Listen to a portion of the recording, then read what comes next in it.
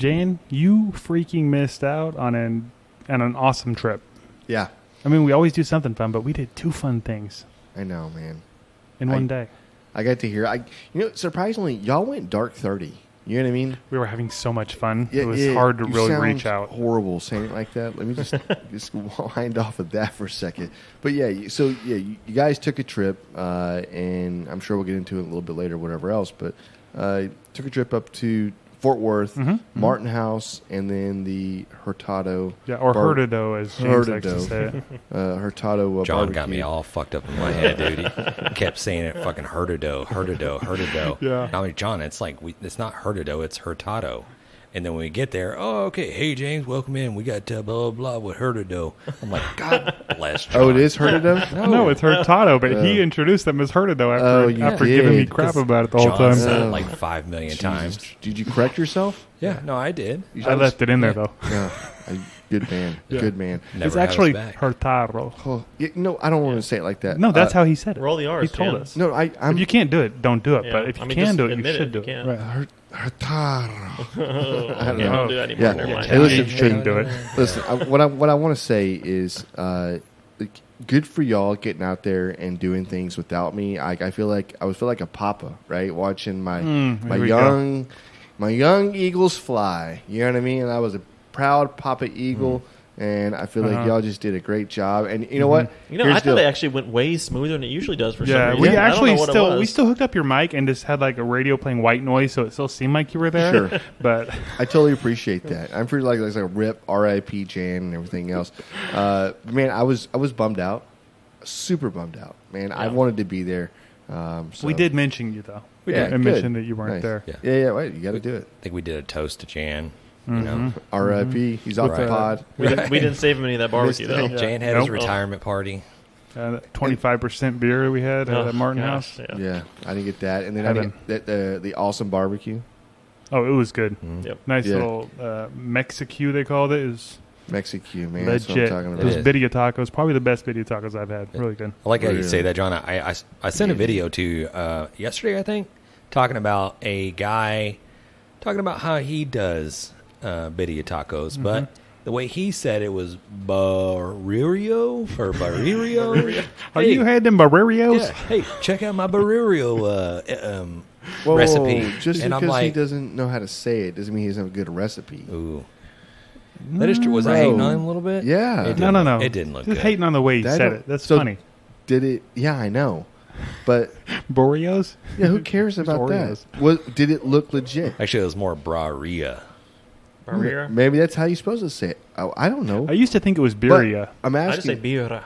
So Barriera. it is like a lot of people say birria. But how was it? Did it look good? It did not look good. Okay. You should have Sorry, sent it. man. We should have shared I it. tried to Put him on I blast. tried to. Right. I tried to help you out, man. We're gonna do it. So I sent it to John. So we'll do a little duet of that. I saw a couple of just very not so good barbecue videos over the weekend. 4th of July. We just had 4th of July celebration, and man, killer in the books. Just had a blast. I know not a lot of people may not have had a great 4th of July, but mine was great. Jan, how was yours? I had a great 4th of July. I spent it at home. In the Sick. confines of my house. I didn't do anything sick. either. Were you sick? Oh, Yeah, that's a I was bummer. definitely sick. That sucks. Man, I was wiped out. You know what I So- got to thinking? Do you think, like, Britain or England or whatever, when 4th of July rolls around, do you think they're like, Actually, I just Fuck saw that a video holiday. about this today. Ireland celebrates the 4th of July. really? Yeah, they do it for they have like a 10-day thing about it. 10 days? Yeah. And they said it's just because it looks like a good excuse to drink. Yeah. Well, that makes sense. Most it is. motherfuckers like, we're getting drunk.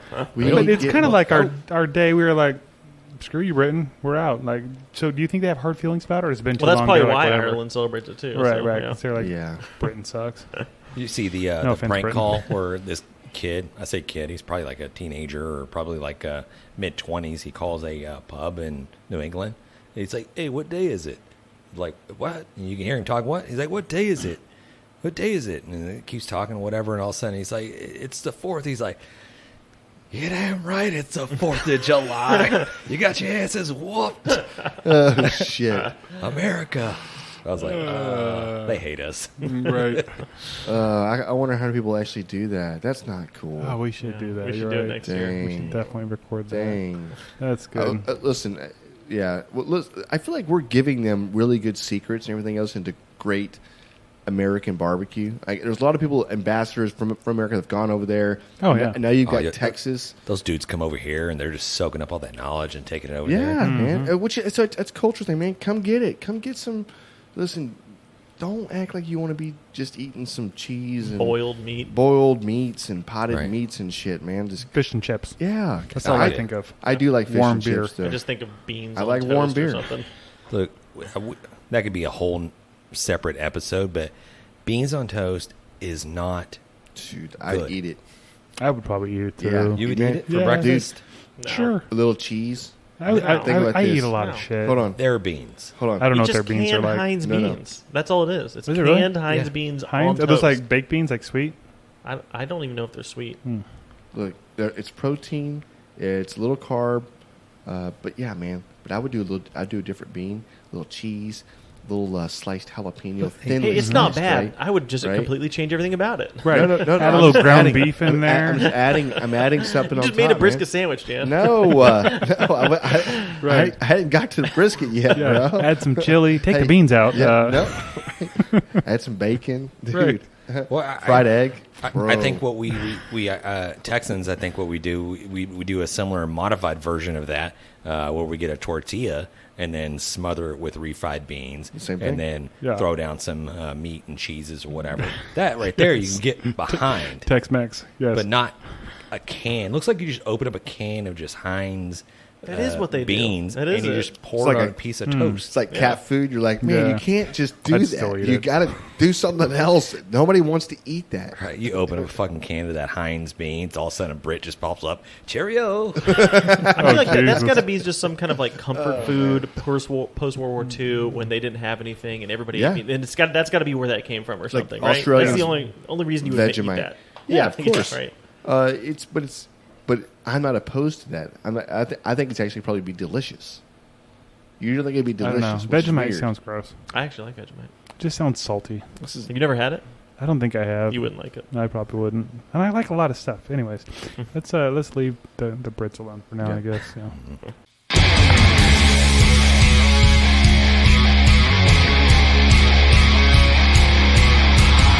Straight out of Texas, we're born to live this way. Fire the grill up and hand me a cold beer. Hey, we're barbecuing, the fire's smoking, the brisket's cooking.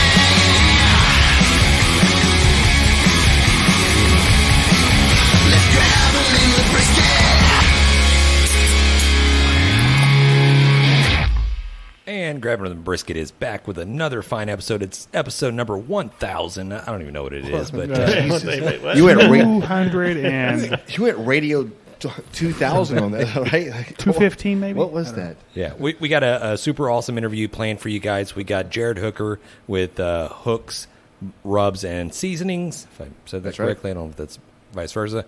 He's got a badass line of seasonings that pretty much just like encompasses everything that you would want in your barbecue tool belt, so to speak. Or at home. This is. Like, think about this. Like these 8 rubs, or was it 8 up here that we have? Mm-hmm. These things are like, hey, this replaces this. This replaces this. Oh, yeah. Well, Replaces honestly, this. I utilize a lot of them primarily just my day-to-day cooking, Yeah. as opposed to on the weekend just doing barbecue. So he's got a taco seasoning, which is pretty legit. There's a H-Town all-purpose rub, which I use in combination with that just to add a little more salt, a little more pop of salt. Because I think the taco one, just for me, I like a little more salt. But Right. yeah. Yeah. Well, Well, he's I- already ranked as one of my favorites because he sent 2 cases of beer for us to review with him. So I know. What is that about? I like it. I cut you off there, man. No, I was just gonna say I like it if somebody makes a seasoning if it's a little bit under salty Right. because you can always just add a little bit. That's no Right. problem. I agree with that. Yeah, I learned today that let me ask you this: is it tag team? We're back again. Team The back little again. the group Check it right here. Let's Quad City begin. DJs. The movie Whoop. There it is. Boom. There it is. I say movie. Yeah, song. It's a song. whatever. Do you know what that means? Boom. There it is. Yeah, No, not a clue. Jan. You have a clue Whoop, with that? there it is. Woo, there it is. Little No. louder. Basically, these guys worked in I think Atlanta strip club, Oh, and that's where they sit there and just spun the records and like, oh, Candy, come to the stage.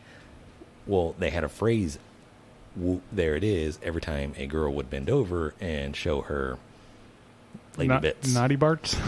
They'd be like, "Whoop, there it is," and all of a sudden they just turned that into a multi-million-dollar song. Huh. I had that on single cassette. I had no idea it was Would about you- vaginas. Would you, Little John just listening to it like I was literally there in like it is. 7th grade, just like, oh, this is a There great it song. is. Not even no. Oh my goodness! just Can we please get this guest in here? Tainted my right? childhood. I know. Next Anyways. episode, we'll talk about what Vanilla Ice means. Just kidding. Okay. I was like, wait, do you have something? No, Yes, no, he I do does. not. I do Test him. He'll make some shit up, man. Yeah. Don't worry. Yeah. We're not big enough to be sued or anything.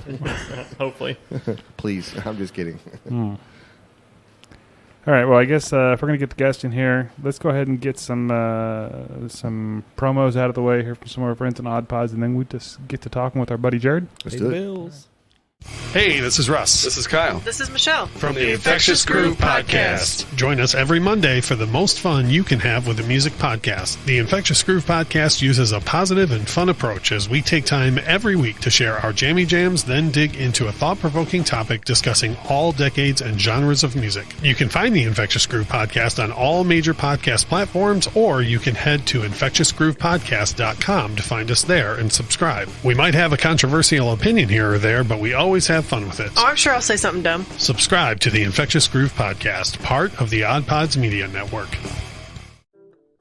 Hi, I'm Tina Jaramillo, And I'm Hillary Doherty. and we host the MUCK podcast, where we discuss the dark and sometimes weird true stories in American politics. Hey, Tina, did you know that Elvis crashed the Nixon White House for the sole purpose of getting a DEA badge, and it worked? What?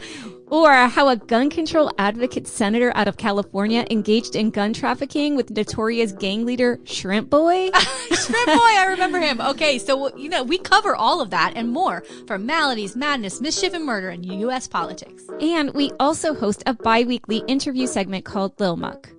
We interview politicians, journalists, activists, and others who share their experiences in politics. Find the MUCK podcast wherever you listen to podcasts, and check us out on social media at the MUCK podcast. What's up? What's up? I love you guys, even though you are Oh, there it in is. Pearland, which was one of my rival schools when I was a kid, but it's all right. Hey, You like brisket. hey, can you pop it down? You're good. Is that good? Yeah. So what was the school? I'm sorry. Dobie High School. That Dobie. was my high school. Dobie, man. Okay, you can just down the street, man. Did y'all go to Pearland? Did y'all go to Pearland or what? We Yeah, did. yeah. Well, me, those me, two did, Me yeah. and Jan did. Yeah, I went to Center High School in Antelope, California. No, nothing. Nothing. Not Hey, much. do y'all even play ball out there? Like, come on. I did not. Hey, People get did. outta here. I did not. No. Yeah. What year did y'all graduate? 96. I was in 97. There you go. Okay. Yeah. The old folks in the Yeah, house. so I was 97. I should have been 96, but Yeah. I fell to 7th grade. So we're twins, and me and Jan have been with each other in school for our entire life. Yeah. And Yeah. then he fails 7th grade, and then I move up to 8th. And of course, we're still together because we're in junior high. But that That high big school leap. hits. The high school hits, and Jan stays back in junior high, and I'm in high school. I'm like, Yeah. I'm That in high sucked, school now, man. bro. I'm I can't. I'm in the big I leagues can't now. believe you're bringing up one of the lowest parts of my life. And yeah, I'm just kidding. Nah, it was good, man. It was good for us. Dude, So- back then, we like, were not Pearland good. was terrible. We were not good in football. Yeah, y'all were bad. Y'all were very bad. I remember winning a game, and I remember them talking about a helicopter landing. Yeah. One game yeah. in 4 years. One game. Wow. I'm telling you, that's how bad we were. hilarious. I'm gonna just give y'all my coach should have put me in, and we the one state moment. Yeah. So, we when we were playing Pearland the year my senior year, I played defensive end, and let's see here, we were losing the game to y'all for most of the first half, and then I went in and sacked whoever your quarterback was. He fumbled the ball, and he didn't get up afterwards. So I sort of felt bad about that. But we recovered, ended up going on and winning the game. And I was like, dang, coach would have put me in, and we'd have won state. But that's not the case, though, because we had a pretty good season that year. I think we played Sam Rayburn one of those games, and I had a really bad play in that game, which basically lost us the game. Oh, damn. Damn. And then the end of the season, we played South Houston. And I mean, I was probably like 195 pounds soaking wet. And the right tackle that I was going up against was a good like 375. Mm-hmm. So he just basically, like, I don't know. I wasn't good at leverage back then. So it's whatever, but it's all right. Those are the past days. I've given that up. No, that's what makes you though, right? I mean, like those little building blocks, right? I mean, it starts somewhere, man. And I'm a firm believer of this. Like who I was 5 years ago, right? I don't really recognize that person, right? I feel like if I'm not growing and changing, and I think every 3 to 5 years, really quicker for if you really just for people to just buckle down and whatever else. But yeah, man. Yeah. I mean, it's got to go from somewhere, right? Now you're here. It's true. Come on. It's true. Talk about these seasonings. Yeah, well, yeah, we're joined by Jared Hooker. Y'all didn't think we were going to talk high school sports, but we talk about everything on here, right? This is not a sports podcast. I mean, kind of. Yeah. Barbecue is a sport now, right? I mean, it is a sport. Barbecue's a sport. Hey, so that's actually a good question. Like we have some sponsorships. Everybody has sponsorships, but how many teams are paid full teams? That's all they do is compete. Some of them. Man, definitely some of them. Seriously, I have no idea. Like paid by others. I'm sure. Yeah, there's some. Yeah. There's some. I know. Not a ton of them, but there are definitely some. There's also some people who work in IT, and they basically can work wherever, so they can drive and do multiple competitions in a weekend, like between SCA and KCBS, all those. So it's wild. My job ain't like that though. I mean, I can work wherever, but I can't just fix something on the computer, send the email, and then just be good for the rest of the day. I can't do that. So, you're like, whatever. That'd be great. You can't go like Susan. Just have you tried turning the computer off and just restarting it? Yeah. Yeah. Call me back when you've done that. Right, as you're wrapping your ribs. I can't do that. I can't do that. So as you know, this is a drinking podcast. We're having a few cervezas over here. What are you having? It looks like he's having that brisket drink he posted. Yeah, that's the brisket drink I posted today. Okay. So there's a little piece of the flat for you right there. Oh yeah. But yeah, cheers to y'all. Yeah. I definitely wanted to create something, to honor y'all and this opportunity. I definitely appreciate the opportunity. And what better way than to make a drink that seems to be, I think, 25% of the people that's commented on that post were like, yuck. And then the other 75% are like, let's go. Yeah. But yeah, man, it's use some Dripping Springs vodka, a little bit of Zing Zang spicy tomato, some lime juice, and then some beef broth. And then I rimmed it up with our Mad Cow seasoning. Oh, yeah. That seasoning's legit. So, and got a little piece of brisket in there as the, as the garnish. Why not? So, yeah, it's pretty cool. If you go to my website, I have a full page of drink recipes. I used to bartend at Papacitos in college, and my buddy Chris and I, who used to bartend there, used to do some wild stuff like light the bar on fire and probably waste way too much margarita and Miller Lite and everything else, just trying to create random stuff. So, yeah, man, we always had wild ideas, so I like to come up with stuff every now and then. That's awesome. That is awesome. Yeah. That's awesome. But I guess I saw seasoning too, right? That's why. Yeah, right? Yeah. This whole little seasoning thing you came up with, geez. How'd that come about? Let's start at the beginning. When did you pick up your first set of tongs? What happened here? That's a great question because, honestly, and I'm going to talk a little bit, but the seasonings, whatever else. But what got you to even think about this kind of stuff? Origins. That's a great question. My origin story. So, yeah, man, I born and raised in Houston, Texas, and my mom and sister still live in Pearland. I went to college at TCU, so I'm a Horned Frog. There it is. And after college, I stuck around and worked in restaurants, and Also did some voiceover work. Shout out to Kim Dawson Agency. A lot of the Texas Lottery commercials back in the day, you heard my voice on those commercials. Come on, that's awesome. That's awesome. Wild. Yeah, they didn't pay. They don't pay you enough. Like when it's like the lot, they don't pay you like lottery pay. But you know, it is what it is. You're not getting a cut of that lottery. Damn, that's kind of cool. You know what? 10%. So I would love just a few free tickets. You know? Right. Yeah, right. Whatever. Did you just go hire somebody and go, hey, I have a good voice. So what do you think? Or did you go like how did you? Yeah, no, man. That's good. Like when I was in college, I was a broadcast journalism and radio, TV, film, and theater major. So after school, I was like, dang, I don't want to be a news reporter in the middle of like Bug Tussle, you know, like Oklahoma or wherever the heck that is. So I was like, you know, let me just try this. Let me just try this acting game. And it actually was really, you know, really great. I did a lot of voiceover work, which pays really, really well. But in the DFW area, that's one of the top markets for voiceover work. So I found an agent there. I found the best agent there, which is Kim Dawson. Same agency that Selena Gomez started with and Angie Harmon. And a lot of other people who made it way farther than I did. Damn.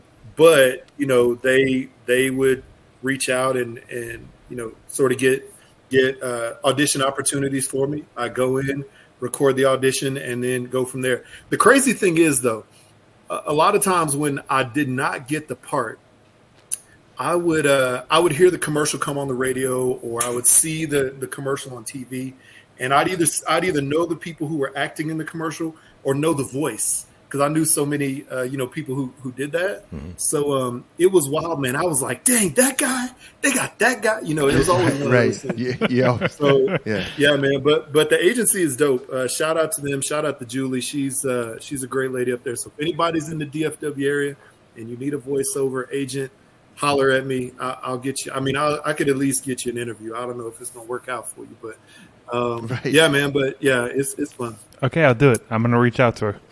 I think I've got it. There it is, John. It's fine. There it is. I'm going to do this. Everybody has a unique voice. You know, everybody has a unique voice that can do something. So, you know, don't sell yourself short ever. You know, every shot that you don't take, you miss. So, you know, it's definitely well worth it. But man. So stayed up in DFW and got married to my wife. She's from Utah originally, but we met through some mutual friends down there. And Cowboys fans, you know. No, I'm from Houston. I hate the Cowboys. Thank you. I didn't know what was happening. You know, you're talking about DFW, and then I was like, not at all. But I was about to see that Cowboys. But I was about to rep it because I was like, man, you know, we're big Cowboys fans. No, we're not all. We're not all big Cowboys fans. I mean, even John loves the Cowboys. I do not. It's incorrect. Oh yeah, I know that. No, I actually grew up an all New York fan. My dad was a big New York sports fan. So like, I was weird because I liked both the teams. Like I like the Yankees and the Mets. I like the Giants and the Jets. Right, I guess I like the Knicks. They didn't have anybody to go against, but in the city. But you know, I liked all those teams and eventually settled on the champions between all of those. So you know, the Giants and the Yankees as my favorites. But no, man. So I despise the Cowboys and it was wild because when I was up there, that was during the time when the Giants beat the Cowboys, both of those playoffs, I believe, to make it to win a Super Bowl with Eli. So, you know, all of my friends talked a lot of smack, but, you know, those years I was always able to, you know, to smack back, if you will. Yeah. So, man. But love it. That's a happy story. I remember those games, man. That was good. Yeah, it's Eli beating. It's beating. Romo? No. Well, no. I'm saying Brady. So Eli beats Brady. Brady. Yep. You know, so that's an iconic game. Beat him 2 times, and then everybody was like, "He's still not as good as his brother," which is true. But it is what it is. But no, man. I stayed in the area, and we have 2 kids. Now they're 15 and 13. My son was first, daughter was second. When my daughter was born, probably about a year and a half, maybe about a year, I guess, into, you know, she's about a year old. I just remember my parents had just come up and visited me like in October that year, and they were driving back to Houston. They just left, and I was playing with my daughter at our house in North Richland Hills, and she all of a sudden she just like turned blue and fell over like nothing. non-responsive, all this stuff. And I was like, what the heck is happening? So, my wife came and sort of resuscitated her or whatever. The paramedics were like, well, it doesn't look like, looks like she's fine. So they're like, all right, we'll just, monitor. 2 days later, same thing happens again, just out of the blue. And I was like, what the heck? So we took her to the hospital. And initially they thought she had some, something, something with her brain. There was an issue there. And the crazy thing is they did, brainwave tests and everything came back clean. There was no issue. So I was like, thank God for that. And during this whole time frame, I was doing some research and trying to find out all these potential reactions that you can have or things that you could have that may be the issue. And we kept asking the doctor to get her allergy tested, but she wasn't old enough yet because her veins weren't thick enough to actually, draw blood.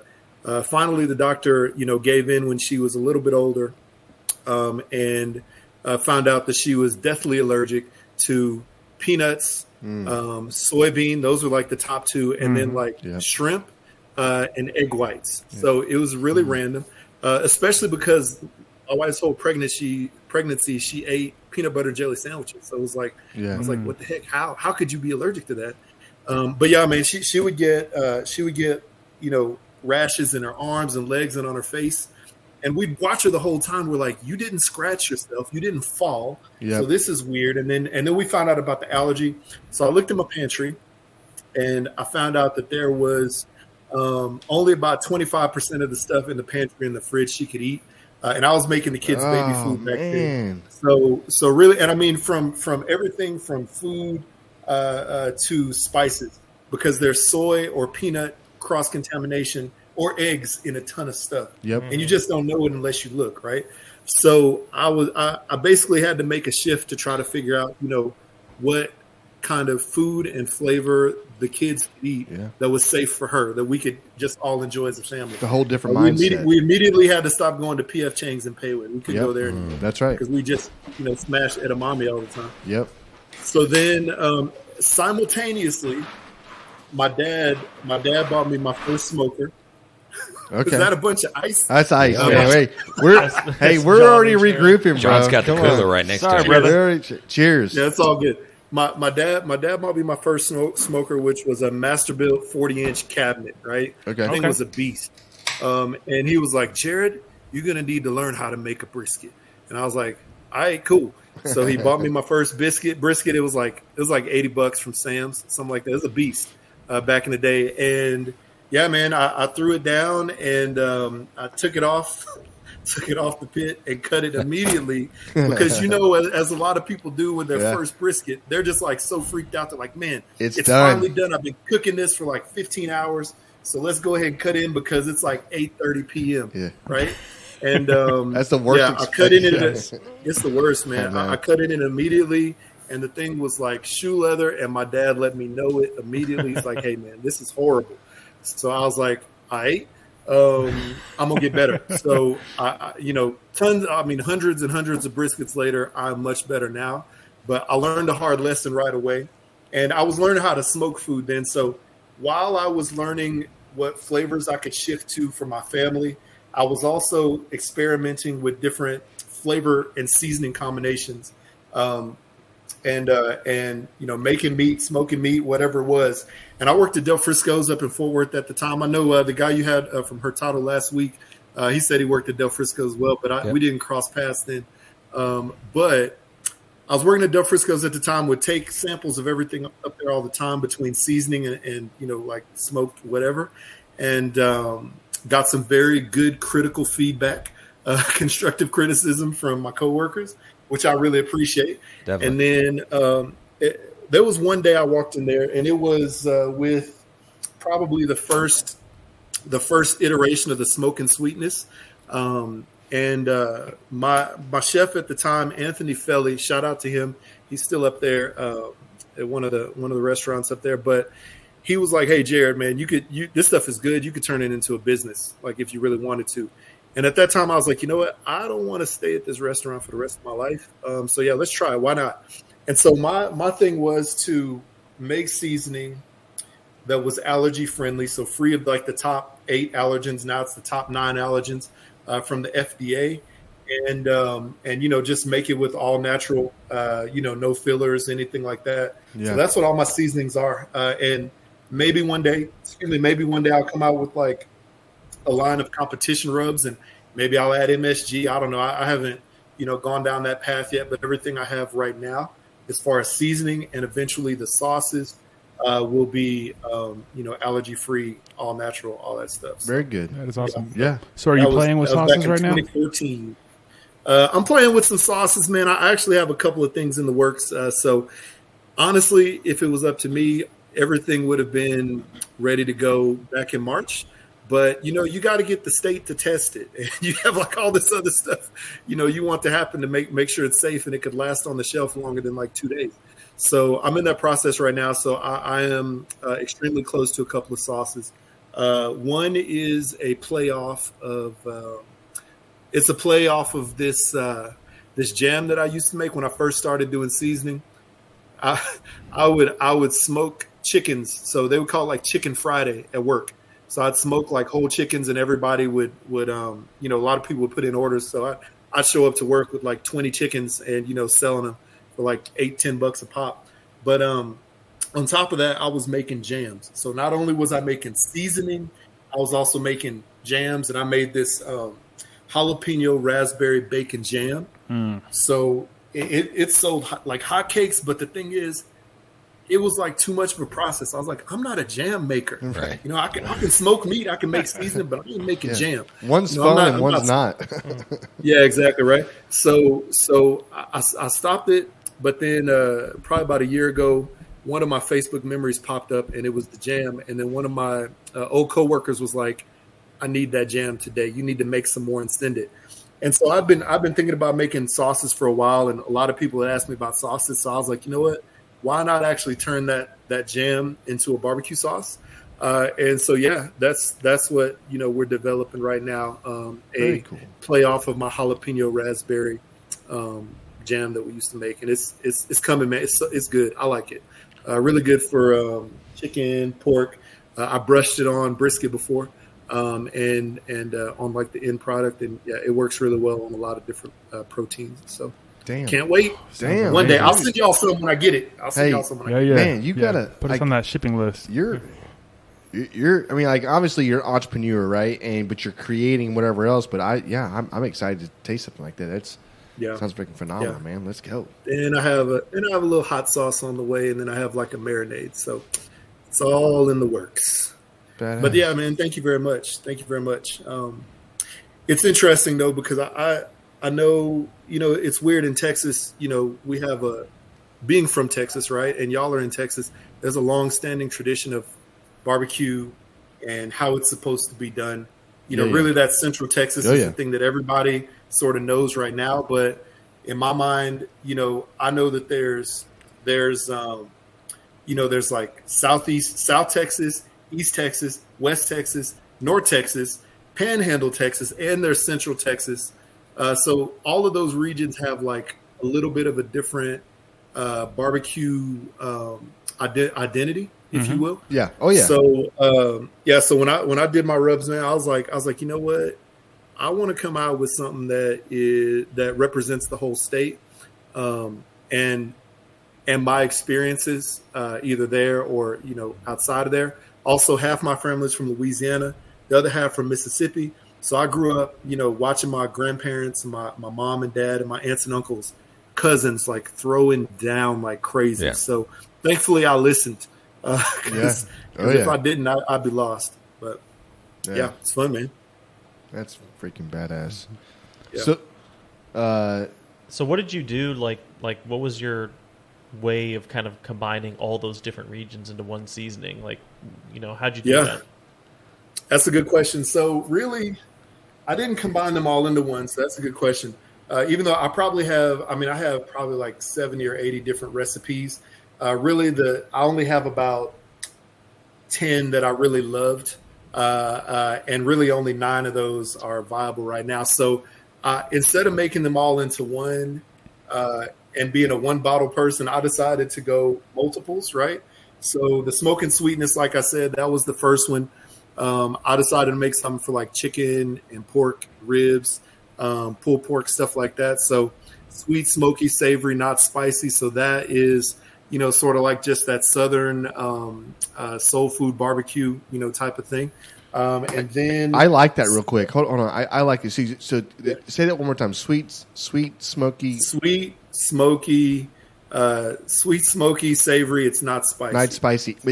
But that's a thing that a lot of people are worried about right now. And I think if you don't, I think it's really good branding is what I'm fixing to say, because the people look at an ingredient, and I don't know who we had on that was talking about this, but if you use the word spicy in anything, you automatically cut off half. A certain amount of people are like, nope. Half of the people, or more, right? So like 70% of people are like, nope, see ya, don't want that, right? So just very smart. Just imagine moving from Texas, where there's a lot more people who have a palate for spice, and moving to Utah, where it's like complete. I mean, I don't know if you've been here before, but it's completely devoid of spice in a lot of scenarios. I remember my mom. My mom's from Louisiana, right? So she came up here to visit one time, not long after we moved here, and she asked my wife. She's like, "Hey, what is Utah's like state food?" Because Texas is like beef barbecue, Louisiana is Cajun Creole. Like, what is Utah? And my wife like thought about it for a minute, and she's like, "Fry sauce." And if you don't know what fry sauce is, I mean it's basically like mayo and ketchup mixed together. Yeah, for their fries. Oh, and like just think about that. The whole state's identity is fry sauce. It's just fry sauce. Green Jello with carrots. Yeah. Come on, it's random. Yeah, and so and very like very unseasoned chicken. Like that's it. But I will tell you somebody here that is awesome. Somebody here that's awesome that does have a really good does really have a good taste for flavor is Susie with Hey Girl Hey. I knew you were going to say that. And her husband. Susie and Todd are she great. And her husband are great people. Yeah. So she knows what's up, and I keep some of her stuff in heavy rotation. They are not bland. Like no. I totally agree. Yeah, they're not bland. No, not at all. Maybe the rest of the state might be bland, but they're not bland. Yeah. They're good, and they're good. Yeah. They're really good people. I really I like them. They helped me out when I got here pretty much and started. But then let's see here. Then the Mad Cow was next, really to pay homage to my work at Del Frisco's. Their steakhouse, they do salt and pepper only, which I thought was cool. But I always wanted like a little extra. I wanted some kick. So the Mad Cow, I always call it like salty, peppery with a little kick to it. Excuse me. And it's good for steak. It's good for burgers, French fries. It's awesome. And then I had one called the Smoky Burn, which was a hot version of the Smoke and Sweetness, but couldn't really continue to make it because it was just too expensive to make. So then the next up, I did Cajun Red, paying homage to my Louisiana half of my family. It is spicy, so I might cut off some people with that, but it's got some flavor. It has, it is what it is. Yeah, exactly. It's not just heat; it does have a lot of herbiness to it. Some saltiness and earthiness. It's very good on anything you would think to be Cajun. And then lemon pepper. Lemon pepper. That was one of my dad's favorite. Unfortunately, he passed a few years ago. But this right here, like I think of any seasoning in my entire life that I saw him put on anything, lemon pepper was the most. So this has like that citrus bite to it, a little saltiness, a little herbiness. It's very well balanced. So, I just started to basically say, hey, you know what flavors can I identify with from different either facets of my life or, just different experiences. So working at Papacitos, I made this tacos every day because tacos are good, good on Tuesdays, but they're also great every single day, right? Mm-hmm. So this is like my Papacitos experience in a bottle, all right here. And yeah, man, it's just a great little, chili taco seasoning. It's not spicy either. So I always have people who are like, hey man, is your taco spicy? I'm like, it's not spicy at all. Next up was this Fresh Catch. So obviously it sounds like seafood. It's great for seafood and all kind of white meat, but also I use this on my prime rib, every holiday season. I'll coat it with this because it's chunky and it's herby, has a lot of garlic, a lot of onion, herbs, and I use Redmond Real Salt, which is a prehistoric rock salt company here. So it's great. Yeah. And then Rasta Rub.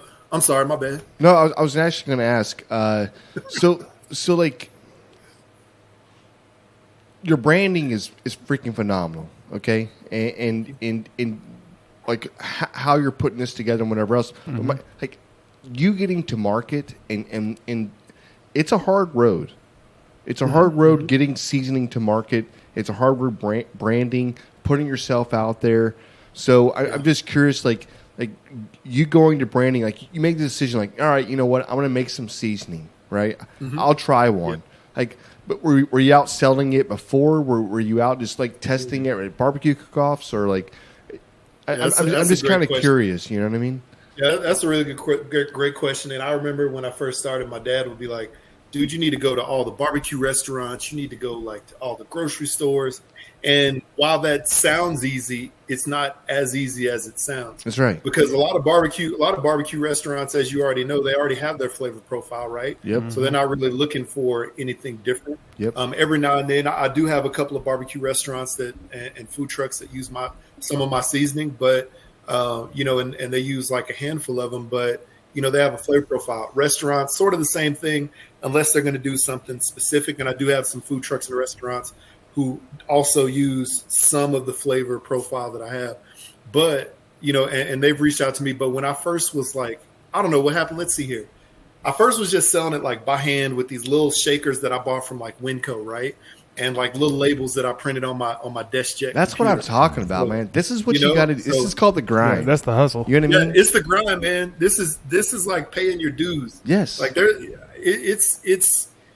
it's one of those things. If you have a vision at the end, or somewhere down the line in the tunnel, you say, you know what? I know there's a light at the end of the tunnel. I love to get that light, but there's a lot of steps on the way. There's a lot of, there's a long way before you get to that light at the end of the tunnel. And even when you get to the light at the end of the tunnel, you want to keep going because, if you love it, you're going to keep going, right? Yeah. So, I started selling it by hand in Texas, and then we moved to Utah probably about a year and a half after I started, maybe a year after I started. So that sort of slowed down the process a little bit. I was still just sort of doing it myself. And then in 2018, I believe, 2018, did a competition up here at the Barbecue Pit Stop, which is a cool store up here. And they sell tons of seasonings all across the country. And I was at the competition. I did horribly in that competition, by the way. I think hey, man. Almost We've last all in been ribs. there. Yeah. Definitely last in chicken because it was just my first time. But I had my bottles with me, had like a couple of my first seasonings with me, and the owner, stopped over and was like, hey, I'd love to get some of your products in there. They tasted everything. And shout out to Sterling, who is Slostradamus Barbecue. I don't know if you know him on Instagram. Nope. Sterling, and then also Fidel Astorga. He's a competitor. He does SCAs and KCBS stuff. But they, told the owner to come and stop by and check out my stuff. And they're like, hey, man, I'd love to get some products in the store. And I was like, you know what? My new label will be out in about 2 weeks. So I'll wait to get some in there. He's like, as soon as it drops, bring it in. And it was dope because I didn't expect that. The crazy thing is I hadn't figured out pricing for wholesale. I hadn't figured out any of that because at that point I was like, just before that, I was like, you know what? I'm going to change my labeling. I'm going to make it look cleaner, make it look like, shelf friendly, stuff like that. And then I'm going to try to figure out how to attack stores.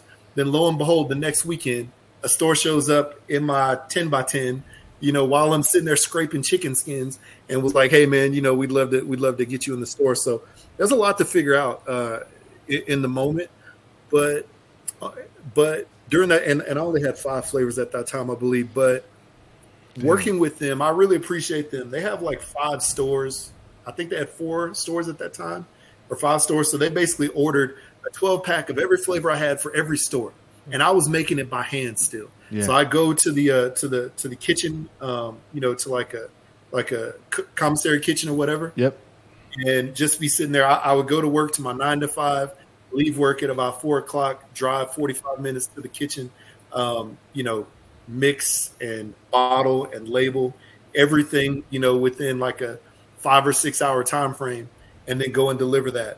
Oh, by the way, I still had people ordering from me on Etsy and all this other stuff. Yep. And that's one step. Like I started selling by hand, and then I was like, you know what? I want to try to sell this to just more than the people I know. So I got on Etsy, created an Etsy page. It's free. Started selling stuff on there. Got some traction, but I got a lot of good feedback through that. I got a lot of experience, learning packaging and shipping and all that stuff. Because when you look online and you see a bottle online, right, or you see a bottle in the shelf, you don't think about how did that bottle get to the shelf.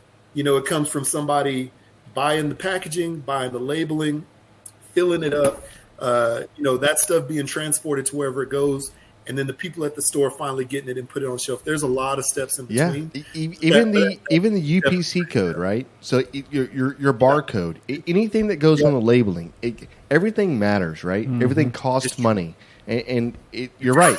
Nobody talks about like, okay, yes, I had to go buy the bottle. I had to buy a certain one that has the detachable lid that raises up and whatever else. Mm-hmm. I had to buy 10,000 of those damn things to get them at a certain cost, right? So it's like you're always fronting the money ahead of time when it comes to this right here, and it sounds to me like you kind of learned as you grew. You know what I mean? It's like, hey, great, new challenge. I learned from it. Okay, keep going, new challenge, and from the very beginning though, you just fucking hustled. You know what I mean? Yeah. Mm-hmm. That's really the grind, and like I think people just think. Like, and even James, even people that we talk about and whatever else, like when it comes down to like, if you want to sell something and you want to do something, it takes doing it. That's the big thing. People talk about a lot of shit, but like, if you want to do it, then get your ass out there and do it. But but be willing to do what nobody else will do. Mm-hmm. That's when you succeed. So that's 100% true, man. Because I was looking at it like that, and honestly, I was desperate because I came to Utah kicking and screaming. I was like, I do not want to come here. It's pretty. My wife, come on, it's very pretty. My wife was a teacher, and she was done. She wanted to completely change careers. Like I said, she's from here, so she was like, you know what? Let's sell the house. Let's move to Utah. I can go to school there to do something different. We can stay with my parents, and so I mean, She was like, she asked me that for a long time, and finally I accidentally said yes, and then I was like, why did I say yes? Because my family's back, back in Texas. Happy wife, happy life. Right, exactly. Funny, man, yeah. That's what they say. I don't know. Come on. She's great though. I love her, but no, it's really one of those things. Like when I got here, I didn't have any ties to anybody. I didn't have any ties to stores, no friends, other than my wife. My wife's family. And so I was like, you know what? The only way to make it happen is to make it happen. All this being said, all that stuff happened in like 2019. I lost my job that I had like near the end of 2019. So I was like, you know what? This is my sign to get on the grind for real, because I had like a couple stores, a couple of little mini store chains. I didn't really have, more than a couple. Sure. So I was like, you know what? I'm going to go and find the stores I need to talk to. I'm going to walk in the door, see who I need to talk to, just find ways to do it. And then started spreading out. I'm not where I want to be still, but I'm a lot farther along. But at that moment, when I lost my job, I had to figure it out. And oh, by the way, COVID started and all this other stuff. I was like, you know what? The only way to do it, or the only way to make it happen, is if I make it happen. That's right. Because nobody else is going to it's not just going to show up on the doorstep. Nobody's going to give it. That's right. And man, I respect. I thank you for talking about the branding. My cousin, he's my cousin Jonathan. He is a graphic designer that works like in some corporation, but like he does crazy, amazing like graffiti art. Wow. And I was like, dude, I'd love for you to help with my label. And he's done all of my labels for me. Actually, my son is doing one of my new sauce labels because he's a great artist. But you got to do a lot of things. You got to, first of all, say, hey, I got to do this myself. Yep. B, you got to see who can help you, and pay them what they need to be paid. Some people gonna say, hey, I'll do it for you just for the experience. But a lot of times you got to say, you know what, I'll make sure that I'm gonna pay you either in like as many bottles as you want, or financially. Yeah. And you do that, and you just gotta grind it out. And I mean, I started with a $20 budget, man. Like, you know, just to get my name registered, the Hook Shrub and Spices name registered in Funky Town. I had to start with a $20 budget. That's where I started. Yeah. And have had a lot of support along the way. So there it is, yeah. man. That is Crazy. awesome. I love that. That's awesome. Love that. Crazy. Damn. Switching gears here just a little bit. Do you have some of this pumpkin Wasatch beer in front of you, or with you, or around you? No, I don't. So this is what happened. I wanted to. I know y'all always do the beer review, Yeah. and I had to reschedule because my wife's and my Apple Calendar stopped syncing, and I thought we were going to be in town for the first time that I had this interview scheduled. But she was like, "No, we're going to Mexico next week," and I was like, "What are you talking about?" So I had to reschedule. So I apologize about that. So yeah, I'm sending that. As a apology. As a token. Like, Oh, hey, okay. I'll see you next time. I thought we were drinking it together, but we'll drink it without you. For everybody listening here, Jared has sent us 2 6-packs of this pumpkin Wasatch. Is it a pumpkin? So it's Wasatch Brewery, and then you get the Black Lantern, right? And the Black Lantern. So this is what happened. So Specs, I know Specs is down there. Yeah, and so I checked the Specs that's nearby y'all, and that was the only 2 Utah beers they had, right? Okay. So Wasatch actually has some really good beers. Like they have like a black, they have like a blueberry Hefeweizen, and they have a what do you call it? They have like one that's called the Devastator. That's like, you know, high alcohol content. Yeah. But then the Specs that's by y'all, those are the only 2 they had: the pumpkin and the Black Lantern. So I don't know, man. I want y'all to try them and let me know what you think. Yeah. We're gonna. It's like an October feeling right now in the middle of July. I was surprised I love it. Let's do. I was like, dude. I love pumpkin. This is We my. should do it. This is my thing. We should do it while we got Jared on the podcast. We can 100% do that. Let's do that. Let's keep talking and do our. Right, we'll do the beer review. It's We'll do 90-second beer review. We can't call it that anymore, not Jared. that, no. It's not the 90-second beer review. But It's the grab 'em and a brisket.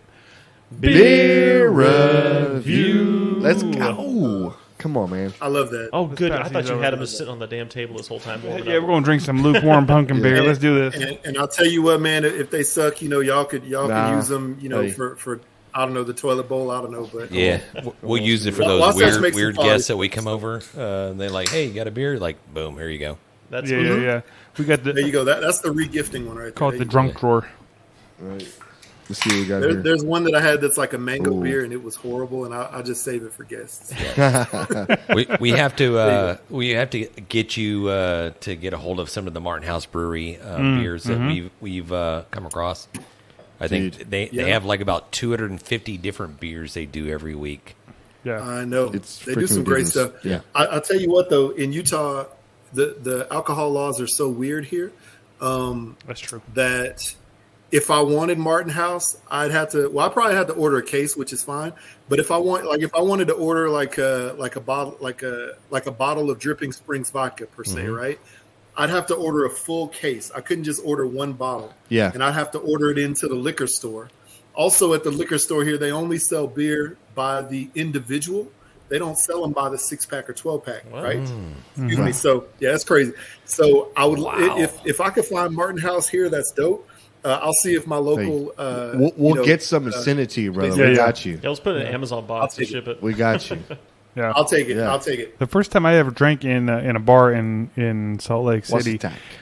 all the beer was like 2% or 2.5% or some shit Yeah, like that. I yeah. was like, what the fuck? Like, I got to drink It's- 100 of like, these you could things. drink like a full 6-pack and be good. Hey, okay. Yeah. So the name of the brewery here is What's Attach? Wasatch. Wasatch. Wasatch. What So the hell? You adding in- Wasatch. There you go. Wasatch. So like the big some- mountains that you see behind Salt Wasatch. Lake City. Yeah. The big mountains that you see, that's the Wasatch. It's like the western edge of the Rockies. I'm not cultured, brother. Come on. Hey, You added some I extra just had to help consonants. you, man. I I had to appreciate help you. No, I love that. Yeah, Wasatch. Yeah. Okay, Wasatch Brewing, pumpkin. This is definitely their seasonal they have right here. 10 IBUs, 5% alcohol by volume. It's spice, it's caramel, it's smooth. That's what they're saying right here. So brewed with pure pumpkin and the finest barley. I can't read this. Yeah, if you're gonna get it, you want the one with the pure pumpkin for sure, right? I mean, of all the pumpkins, the pure one's the Not best. the imitational pumpkin. Yeah, nobody wants the Okay, imitation. well, I'm ready to hit this. Let's go. They're right though. Right. It's very smooth. This is good. Like I thought this was gonna be like some like heavy syrupy kind They of don't really smell pumpkin-y like thing. It smells like Yeah. nothing, right? Smell it? Yeah, give it a taste. You just very faint. Very nothing. I don't know. Very What very faint on the nose, as they say. Do they say that? Nobody Yeah. says that. Nobody John. says that. that is. Okay. Yeah, it's very. Oh, it's light pumpkin. It's a Right. light pumpkin. This is That's what I'm good. saying. This is like a pumpkin. This is like fresh pumpkin. Yeah. Well, I mean, if it's from this fall season coming up, then we probably got the first six pack I out. don't think we Yeah, did. yeah. Yeah. It's pumpkin light. It says enjoy by January 2023. Yeah. Well, good luck. Really? No, for real? Yeah, it does. Oh, Yeah. dang. Well, hey, there it is. It's still Hey, it good, doesn't though. matter, man. This is what. Hey, listen. It's aged. This is like you. Hey, listen. This is like. There's a reason why the Rockets don't like. Come on, you know what I'm about to say. The What? Jazz. What's that? Yeah, Utah the Jazz. Yeah. Yeah. Hey. With the Jazz. Yeah. Worst team. It's ever. wild. I like though. this. When I moved out of Houston, though, I started rooting for all the teams. So I was not a Rockets fan as a kid, Yeah. but then as soon as Yao Ming showed up and Stevie franchise, I was like, I'm gonna be a Rockets fan because I was in Dallas. I didn't want to root for the Mavericks, right? And then even more so since I moved here because all the knockdown dragouts the Jazz used to have with the Rockets. It's wild though. My mom used to call Karl Malone her basketball boyfriend back Okay. in the day. Nice. So it's just weird that I moved to Utah, a state that I never thought that I would visit in my entire life. Yeah. Somehow here, but Utah's been great, man. Utah is weird, but it's a great place. But also, like I was talking earlier about, Texas sort of has like their old barbecue traditions, and there's a lot of competition in like seasoning and sauce and stuff like that there. In Utah, when I came here, there was not a lot at all. I started doing farmers markets, and people would show me like, man, I've been looking for some barbecue seasoning, and you're from Texas. Oh man, it's got to be good. And thankfully, a lot of those people showed back up again. Nice. So it's been a good move just because this place is growing in their food culture. The best food here right now is in food trucks, and there's a couple of really good restaurants that I've been to, but they're really growing in their food culture. So yeah, man, it's a good place to be for that for sure. Yeah. And we have a lot of good distilleries and breweries as well. So No, I bet. Listen. The only thing I keep saying about Utah is it's very pretty there, and it's not like I think it's a great state, but I don't know about this pumpkin beer. I'm not I gonna lie like to this you. beer. You don't like it? Can we bust out the I other don't- beer? I you don't try know. that other one, the black one. Yeah, Let's we get can the pull other it one out if you out. want. Yeah, Let's let's pull get the that other one one out. because this one is very. Are we doing a double review here? Is that what's happening right now? It's what it looks so like. light. Oh yeah, dude. yeah. It's Review so that light. one. What was the review on that first? Okay, so let's just pass this real quick. I'm gonna go Let's hear for it. me, and only because I think it's not the greatest beer. Oh, you don't like it because it's not good? Is that what you're saying right now? I'm gonna go middle of the road, like literally, like I'm gonna go 4.1. Oh, wow, you're way off. Yeah, 4.1 for me. Incorrect. I don't like it. Oh, well, I you're don't like it. It's like a stale 5.0. pumpkin. No, Jesus. 5.0? You're on mark with me. I'm man. I'm way off from you guys. I enjoy this. I actually really like No, it too. you know what I appreciate? I appreciate somebody saying, "Hey, let me send you some freaking stuff." And you know what? I appreciate that. Thank you, Jerry. Yeah, that does Yeah, make free that's- beer is my hey, favorite kind of beer. Listen, because I listen. Jared didn't brew this shit, so that's how I know it's not his fault. He just No. He picked the only thing. Be honest for Yeah, sure. Yeah, I exactly. agree with that, and I do Now, love free beer. If but- y'all live, if y'all live closer to like the Webster or the Alameda one, they both had a few different options, like other Yeah. options. But Damn it. it's like hey, it's cool. that's driving distance from us, so Yeah. we can always check Yeah. that out. Yeah, we'll go. Hey, Yeah, okay, yeah. so the one that I did want to send was called Polygamy Porter. That sounds and then, familiar. it's just a play on. well, that's because it's Utah. Yeah. Nice. Yeah. Yeah, Is that in Webster? yeah. Hey, Hold on, this Yeah, one of them. I'll send you the link. Okay. I'll send you which store. yeah. Matt, you want to give us a score on this pumpkin beer? Yeah, because I'm way different from you guys. Yeah, I me actually too. really like it. Well, drink too. mine. I'm giving this one an 8.3. I was gonna say 8.3. Yeah, it's like super smooth. I Dude, thought it was gonna be all this is heavy. good. This is like a Dude. good daily Yes, drinker. it's not syrupy. It's Yeah. good. Okay, this well, is good. Just take your 8.3 and go. Thank you. Drink Thank you, it. Jared. Just go drink it. And Jared, thank you so much. Can we go to the Black Lantern, please? You're welcome. But before we run into another beer, we go the Grab and Brisket second. Beer review. We never done that. Have we ever done that before? We've I was never just done gonna that. say. First one, I was man. making Have shit up. Have you ever done 2 in one episode? No, Never. first Yes. time. Well, we Yes, had one we time did. where I we mean, did Our beer Christmas College. episode, we did 5 in a row. In college, but That was a messy episode. That was Yeah. different. Doesn't count. So, yeah. That's Okay. funny. Cheers. Okay. I wish you would have had one of these right now, man. Damn it. Yeah, I'll get one and I'll let you know what I think. Sorry, I'll keep drinking grab them in the brisket cocktail. So. Yes, that's what I'm talking about. These are both good. Okay, that's I it's need like two straws. dude. This one's a little bit more my speed. Okay, this is like a. Is it stronger? No, this is like a sour. What? Bro, you tasting It's this? stronger. This is a stout. What are you talking I about? know sour? it says it's stout, but it's like a stout sour had a baby. Well, this one was also enjoyed by February, Okay, so Yeah. keep that in mind. The IBUs are a little bit higher, so it's definitely going to be a little bit more bitter. 6.66% alcohol. there it is. Yeah. I like the alcohol, but I think I've had this beer. We have had this one before, I think. and I probably would have rated it higher than I'm fixing to rate this right now, but I'm gonna go one more drink because I'm not gonna be an a-hole. Well, We always have to I let don't him know. take one Yeah, more sip he's and a then pain in stare the at him ass. as he, come on, brother. That's a 7.8. wow. That's a 7.8 beer a right big there. jump up. That's a way better beer. No. Way better beer. I'm opposite. I think me and Yeah. John are both in sync on this Yeah. one. Go ahead, James. Well, I feel like there's a lot more flavor on that one. Yes, thank you, James. Come on, There is, but more flavor doesn't always mean better. let's Right. go. Yeah. I'm going to step it up probably to 7.0. There it is. Okay. I feel like y'all got COVID or something. Y'all want to No, talk it's about? okay. I'm giving this a 6.4. Okay, I'm just gonna say 5.7. Yeah. Yeah, it's Damn. it's good, but the other one's better. I for like sure. this one way better. Yeah. Yeah. Got it. Thank you, Jared. There you go. Yeah.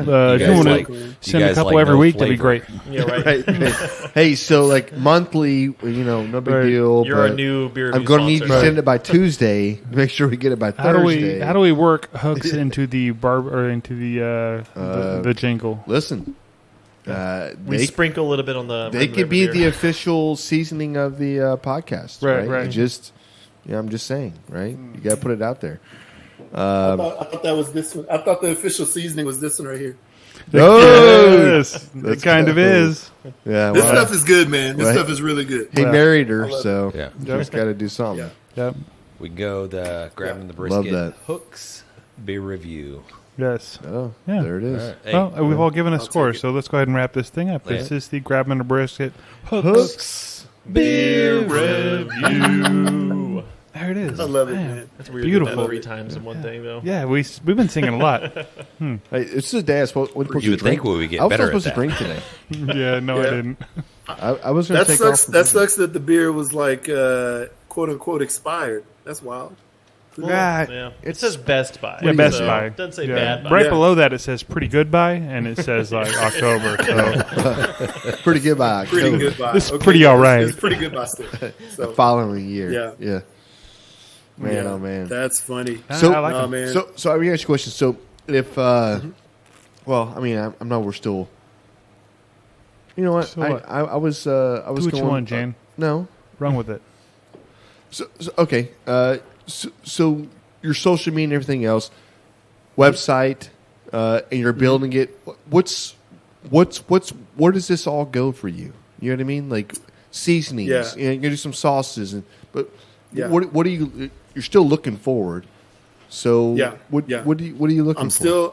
still looking to grow into more stores. I've had my I don't know, I've sent it to a bunch of grocery chains and things like that. Still trying to grow through Texas. Even more because really when I started to get serious and hot and heavy was after I moved from there. So Yeah.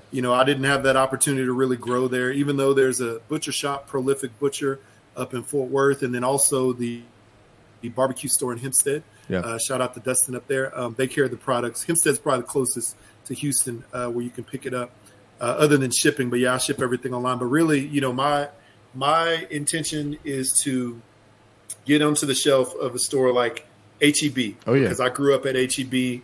My dad loved that store. My dad was a grocery store person.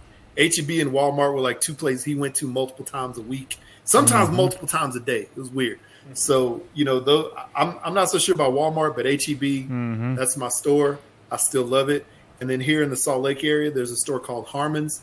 It's basically like our version of H-E-B, here. So, growing to sort of retail chains like that. Also, barbecue specialty stores, because that's, there's people who go to those stores legitimately. They're popping up everywhere. Yeah, they're popping up everywhere. So, I do a little competitions here and there. I do, mainly backyard because that's the most of what we have here. We only have like a couple of KCBS every year in the state. And then I do some SCA as well.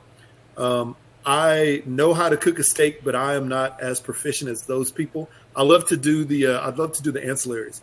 So, I don't necessarily think you have to be a winner in competitions to validate, your seasoning or your sauces, not at all. To the masses. But it definitely helps, showing that, hey, you've actually cooked with it and you've competed and won. So, just doing some of those. I'm not as serious as some of my ambassadors are, but I love to do it. Honestly, you shouldn't be because I think it's a great point you just made. Like, you don't have to win competitions to be successful in the seasoning world. You're exactly right. Right. Lend a little bit of credibility. Not even. You know what it matters is people like it or not. Right. If you put something out there that the masses like, guess what? You're successful. If you put something out that is so narrowed down to only your profile, then maybe you're skewing that number down to a very sliver amount of people, right? So cater to the masses. Like what's in your area, what's in your whatever. Yeah, you're reaching out to competitors, and those people, they are not. They're not going to stick with you through thick and thin. Like they want the next thing. You want to go to those backyard barbecue guys. They're not going to advertise for you. H-E-B does the Quest for Best competition every single year. Every single year, it's a Quest for Best, and it's the best of any item they have in their restaurant or their store, right? Like, if you can provide something that's better than what they're serving, they're like, I want to see you. Let's do a competition. Let's, what I mean? So, and we've interviewed people. We've interviewed people that have won it. Yeah. And that's the thing, like Dennis Butters, right? Buttersworth. Yeah. That guy won it, and that's what launched his career. And he was a comp guy, right? So it's just getting in there and figuring out what things. And by the way, that's going to run again here soon. Quest for Best. So I'm not gonna lie, James got some badass pickles, and they're freaking delicious. Man, I'm telling you right now, he's got two different styles. I know it sounds weird when I say it like that, but his pickle recipe. Did you say pecker? Pecker. His fucking pecker recipe is fucking good, man. I'm telling you, the brine's good. And I know it's a friend thing and whatever y'all do this stuff, but it's freaking delicious. And I tell you, man, I tell him all the time. It's one of those things, man. If you are serious about finding a home for it in a grocery store and growing that, or even like me, I was like, I didn't want to stay at the places where I was working at that time, and I was like, I don't want to stay here forever. I got to do something different. And I say you step out and just try to make it happen however you can. I will say this, though, speaking of competitors, so shout out to my boy Carlos Reyes down there, him and his dad. They actually use the Midnight Rub. They've replaced another black rub that they used to use with my Midnight Rub in their comps. And they talk about it, too, so it's not like I'm giving a secret away. But, this Midnight Rub has done great, and it's, winning, getting placements for them a lot. And then also shout out to AMP Products, Adam and Michelle down there, Martinez, and then Randy Salinas from Big Salinas Barbecue. There's several, and there's others down in Texas as well that are using some of my products, because those are the people who are on the grind like every single week, going to competitions in like Wharton and Humble and Tomball and Galveston, like wherever. And so, I don't know. I linked up with Carlos. It's funny because his cousin was one of my best friends, like in elementary school. And so, he was like, hey, my cousin does barbecue. And so like he linked us up, and I know he had a restaurant for a while. But yeah, man, he's been using the product and really loved it. And then linked me up with Adam and Michelle, and then even El Chingon Glazes down there. They've used it. So, it's interesting, man. Listen to them and seeing what they use it on, how they use it, and seeing the final product. And that's the crazy thing about somebody like me, who I just created flavors for my family to be able to eat, safe food, right? Mm-hmm. But then you have other people who use it. There's a lady that I know, I found out, that, used the midnight, on like some duck. And I was like, that's the most random thing, but let's go. Let's, do it. Like, let's do some crazy stuff. I bet it's good. And it's fun getting that feedback. And then when you get that feedback from people, you learn of different things. You come up with different ways to cook everything that you would normally have cooked, with like a straight laced way. So yeah, man, but the competitions are amazing. One competition I will mention though, which I entered and did well in, the Smoke and Sweetness last year, entered it into the American Royal Rub competition. It came in 6th overall for overall rub on planet. So I was happy because, to me, I was like, you know what? Not only do I like it and I appreciate it because obviously I made it, I like it, but at least it's been judged on the highest level against, all the other best ones in the game, and it's had an opportunity to show up and show out. So, that's one thing that I was very thankful for. And it's wild because last year I entered it and I got, I placed up there. This year I entered it and it was like 50. And it's just like a barbecue competition. Like you never know what table you're going to land on. Right, right. That's true. Yep. So I was happy I hit a good table at least once. It matters. It matters. Yeah. It's wild, man. But no, it's a wild game. But yeah, I'll say that to anybody out there who is, who has an idea or, basically just getting off the ground. There's people who call me all the time, who text me, and I'll welcome that too if they want to text or email, probably not text, but they'll say, hey, how do I do this? How do I get it from A to C? How do I get it from A to L, whatever it is? And I'll hop on the phone with them and sort of, consult and, basically give them some initial steps. And, you cut your teeth selling it to people, you cut your teeth selling it on like Etsy, and then also going to farmers markets and seeing if you have people come back the next week or the week after and say, hey, I want that again. That's when you know that you have a product in your hands. If you just try to walk into a store, it's not going to work. Oh, matter of fact, that first store that I told you, the Barbecue Pit Stop, I remember the first year that we moved here, I walked in the door there with the first version of my labels, which weren't pretty. The first, couple of flavors of bottled flavors I had, which were at that time the Mad Cow, the Smoke and Sweetness, and the Smoky Burn. And walked in the door and gave them a couple samples, and they're like, hey, yeah, we'll check them out. Never heard from them again, by the way, at that point, right? And then a couple years later, I developed these. I developed the flavors a lot more.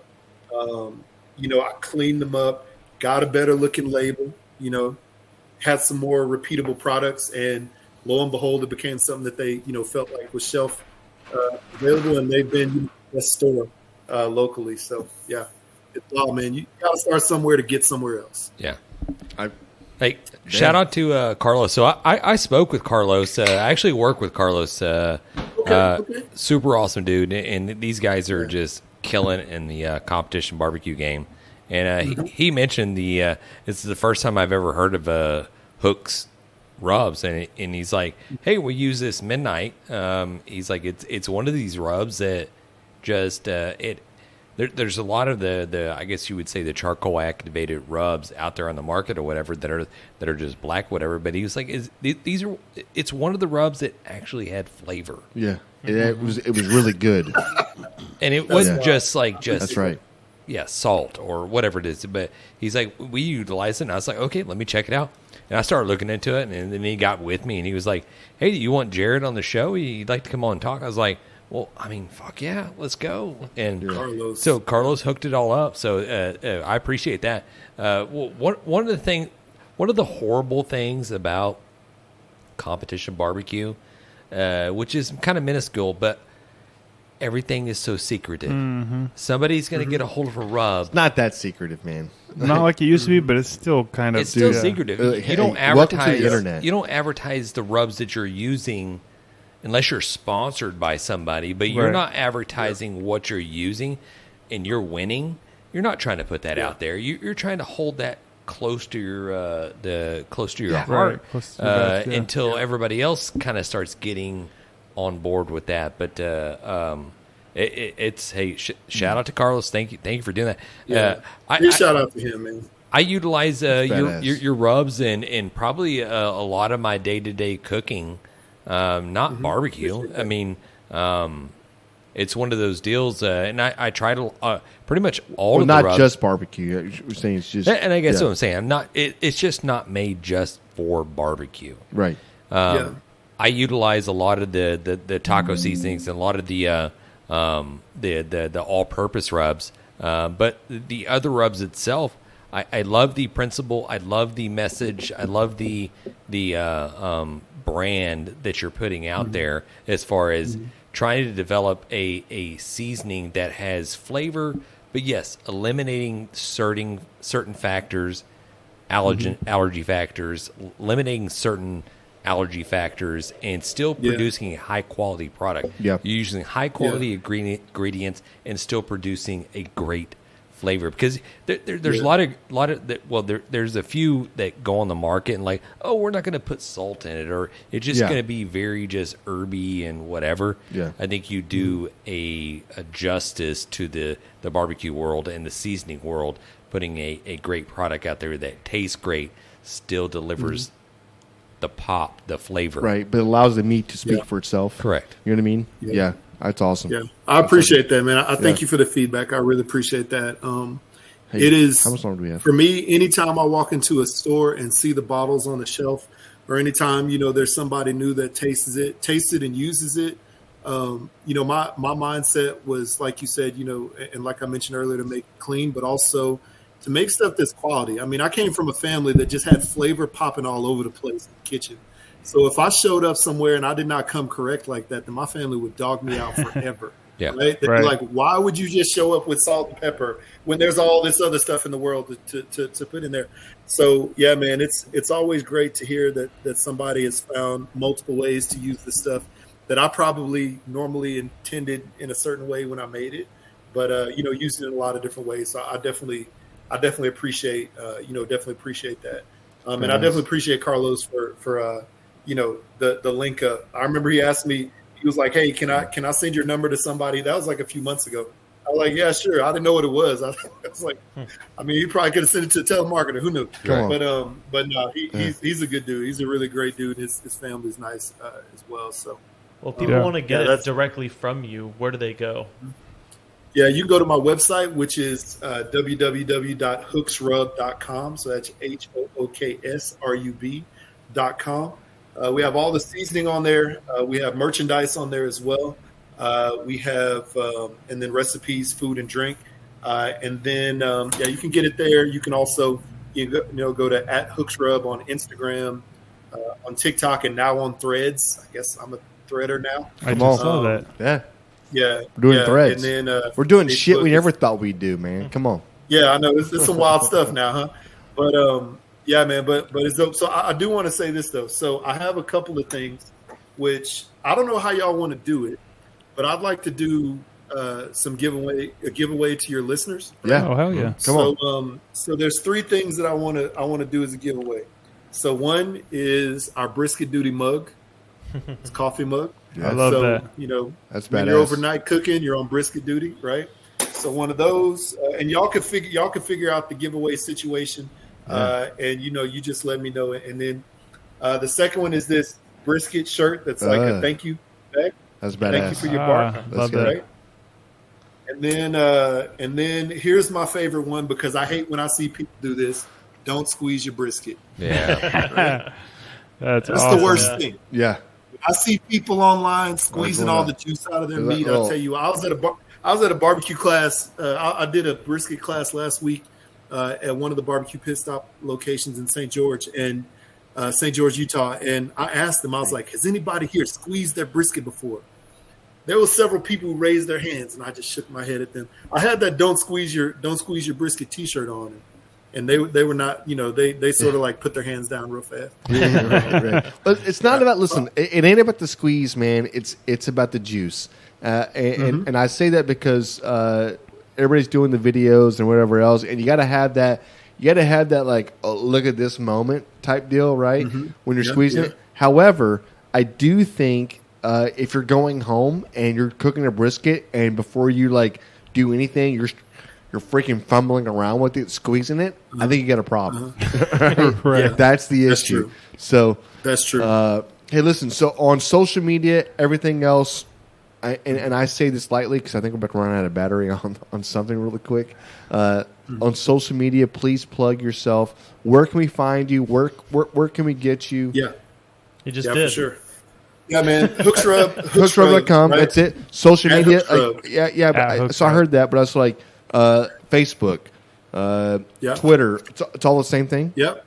Damn. On Facebook, okay. Well, on Facebook, it's Hooks, Rubs, and Spices. # We Smoke Meat. Yeah. My old account was hacked, so I had to put the # We Smoke Meat at the end of that. Okay. My old Instagram account was hacked as well, so now Instagram and TikTok are at Hooksrub. Thread is at Hooksrub. Okay. And then hooksrub.com. Trying to think. And then this month, I'm a part of that St. Jude's Grilling Challenge. So, if anybody wants to hop a part of that, you could donate, and it goes to St. Jude's, Children's Research. It's a great, great organization. And then, one more thing, like I said, I definitely appreciate y'all. I appreciate all of my family and friends, and the followers for the support. Open invite, dude. Yeah, for sure. Thank you very much. Yes, sir. Yeah. Yes, sir. And let me know about these giveaways because I'm down for that. So let me know. I see a person right here that wants one of those. Let's brainstorm. Two. Yeah. You got one? No, I'm just kidding. We'll find somebody. We'll put it out there. Send me your shirt sizes.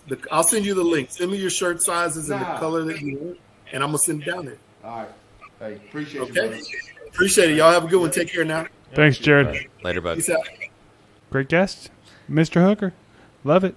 He was passionate. Very charismatic. Very passionate. Knows his brand. Yeah. He definitely has a background like you talk about coming from the media. Got the voice. Yes, he has the voice, but he has the drive, right? And that's what it is. It's the hustle. The drive you see from when he first started is the same drive you see today, and it's probably way more intensified, and it's way more. You know what I mean? Mm-hmm. So respect, man. Yeah. Plus, he sent beer. Yeah, I respect it so much. Got us drunk. No, just kidding. I know, right? I wish. I love the story. I love any brand or anybody out there putting out a brand. Why not, man? I love hearing the story on how it was created and why it was created, and that right there can drive people to. That's right. Gravitate towards you. Right. You're like, I like this guy. Yeah. I want to support this guy. I love this story. I love the message. Yep. Creates a connection. We're definitely going to have Jared back on the podcast as soon as we can get him on. There might have been a little technical difficulties there at the end. Yeah, we'll see how that edits together. But if it edits together poorly, it's because we had issues. We're just going to blame it on. It won't. We're going to blame it on Microsoft. I think there's plenty of points right there to pop it. Laptop. And the only thing I wish we could have had was the very ending of just saying, hey, goodbye, but whatever else. But we were right there. So I think it just, hey, you know what? Maybe it's just a new style we just do, man. All right, cut people click. off. No, just fade to black, just like the last Sopranos episode. That's just the end of the episode. We don't know. You never get an ending. You never get an ending. You can make up your own ending. Okay. Come on. Right. Speaking of making up your own ending, mail call? Mail call. How is that? That's not related, right? Mail call. Yeah, can you do the jingle? We got mail, motherfuckers. I'm excited about this one. Dude, so who sent this, John? It should be on the box there. Okay. Bayou Boys or Bayou Barbecue. SmokehouseBayou.com. Yes, SmokehouseBayou.com. Premium beef jerky. Dude, throw some out here, man. What's in the box? So hold on, let me put this note aside. Read the note. Read the note. I will, but I want to get some in your hands first. Okay, push it and then read it. Let's go. Yeah, don't read the phone number. So it said, "Hey guys, I hope you all enjoy. Let me know what you think. Okay.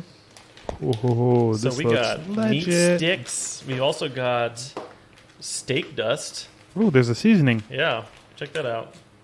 This one's juicy. This is the smoked pecan beef jerky. Ooh. Soft. Also got a barbecue sauce. Are you eating a meat stick? Jan's already digging in. What is wrong with you? Hey, pass that good. down. Pass that down. Don't hog that. We all gotta try this. What's wrong with you? Wow. Big chick. Wow. Here, man, try this. Ooh, wow. Pass it down. Which This one is gonna turn this? into our ASMR episode. Snack stick smoked jalapeno. Yeah. That's good. Delicious. Pecan jerky is good too. Can I try that? Yeah. Well. Try that out, yeah. Yo, that is good. James, you want to put my meat stick in your mouth? Nope. That's weird. It's only because Weirks called it yours. Right. You want to put their meat stick? Yeah, hey, that's not more like it Put there. the stranger's one in your mouth. Okay. Oh yeah, just put this stuff back in the box. I'll take it with me. Okay. It's fine. It's really good. awesome. So full. Brian, this stuff is legit.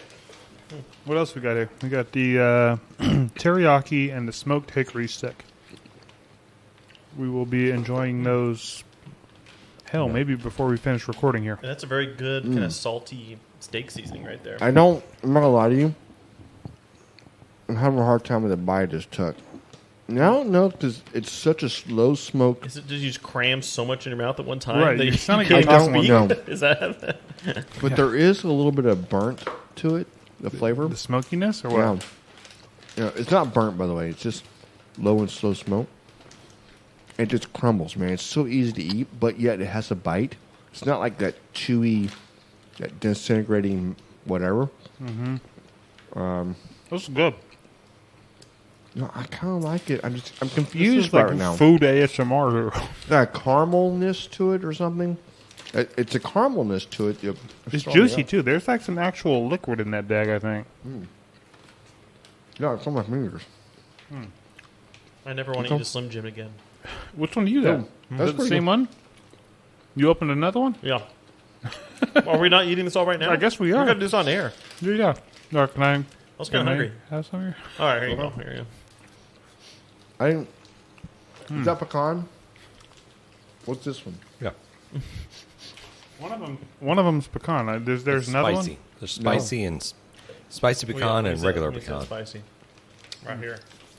What's this one? This is just That's the tasty beef jerky. smoked hickory. Dude, that beef stick, I'm all about. This is the hickory beef stick. Ready? Our outro should just be us just munching. It's just that sound. We're going to do beer review and then Jerky review. right. Send us your snacks. So I don't know if we mentioned it before. We'll have links for all of Jared's websites and social medias for hooks, but also for this Smokehouse Bayou, we'll have a link to his page too. So if you want to go try some of this stuff, because everything I've tasted has been delicious. I think I was eating Not hating on eating so anything. much I didn't hear the note. What did the note say? We just have, I hope you like it. Hope you like it. Yeah. Dear Jan, Oh, let me see. is there dear? Yeah. P.S. Jan's a bitch. Oh, it does say that right at Yeah. the bottom. Huh. Yeah.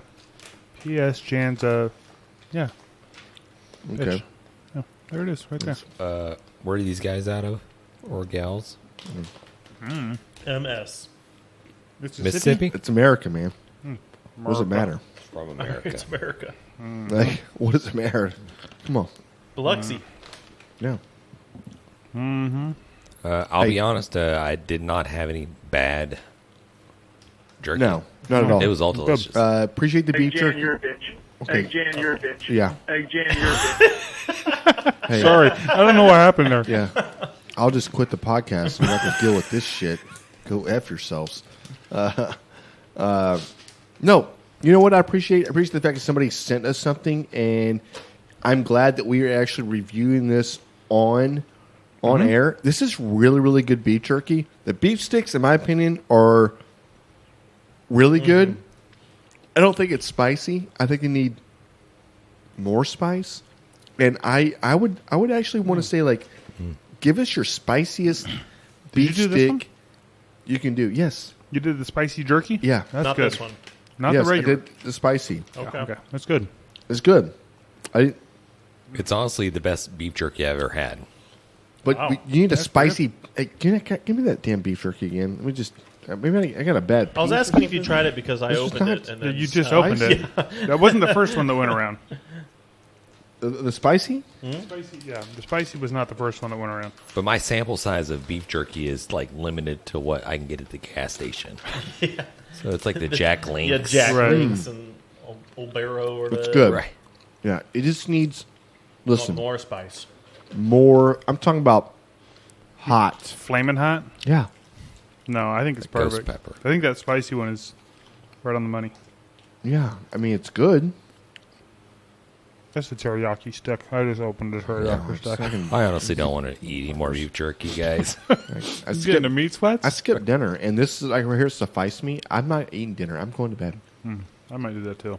That's good. Why not? Really good. I like the jalapeno one, I think. The Cheers. jalapeno one and the spicy jerky, those are my favorites. Cheers. Thank you, Brian. Smokehouse Bayou. Badass, Stuff man. is legit. Hell yeah. Thank Thank you, you. brother. Scroll down, click the link, go buy yourself something. Let's go.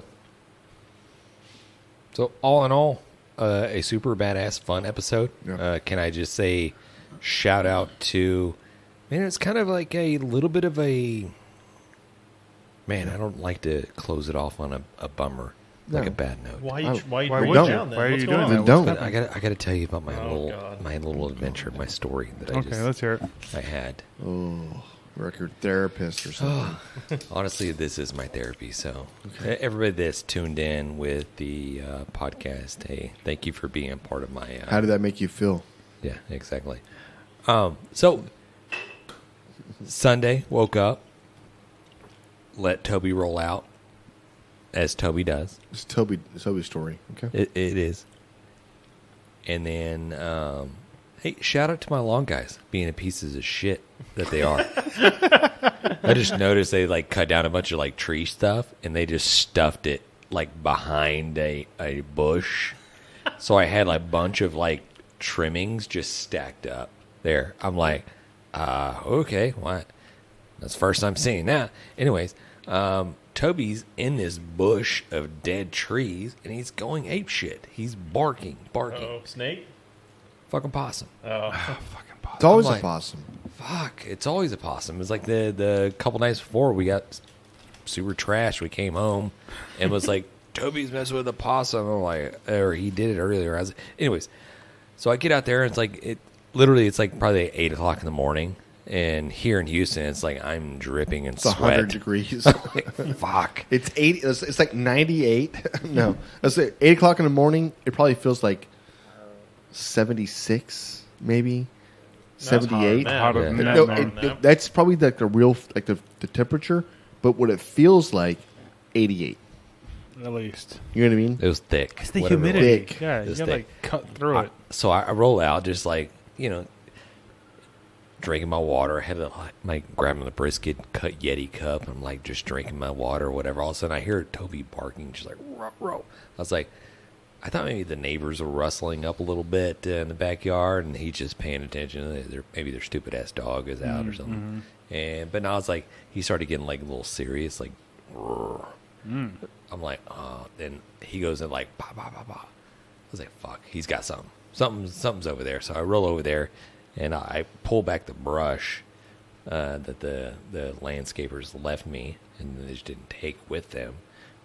And the fucking possum just laying there, and Toby's like trying guy. to get at him. Poor guy. I can't even get to Toby because he's on the other side of the whatever. And so now I got my water, and I'm like sprinkling water everywhere. I'm like, maybe that'll just make him stop. I was so dumb. So finally, Toby just like breaks loose. It comes around the bush, and he's like, I'm going to attack this way. I was like, I grabbed him, I picked him up, back inside the house, and I was like, fuck, okay, I got to clear this brush out. It's daylight.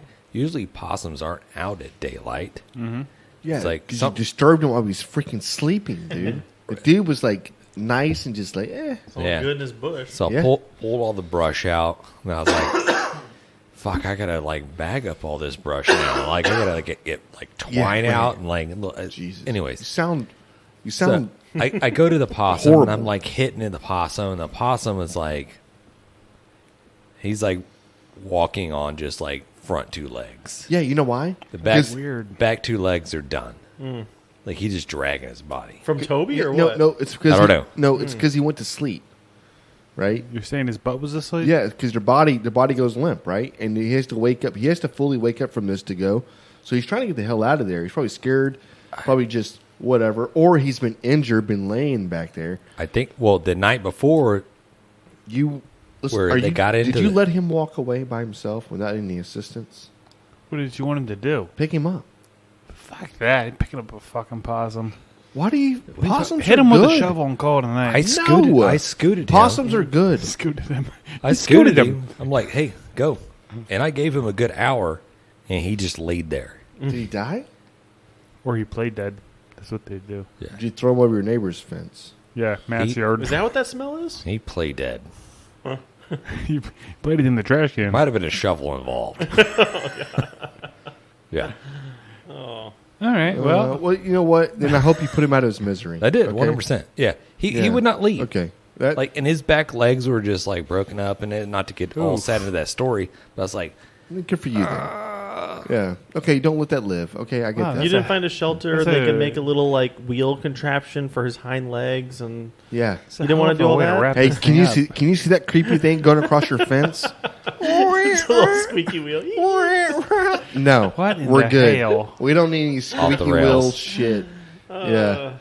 off Hey, the rails. But Thanks Don't for mind sharing me. that, I guess. yeah, Why that's did you tell us weird. I that don't even know story? why I Like, told you guys good that story. Lord. I Because don't John either. cut all that out. Yeah, probably Yeah. won't.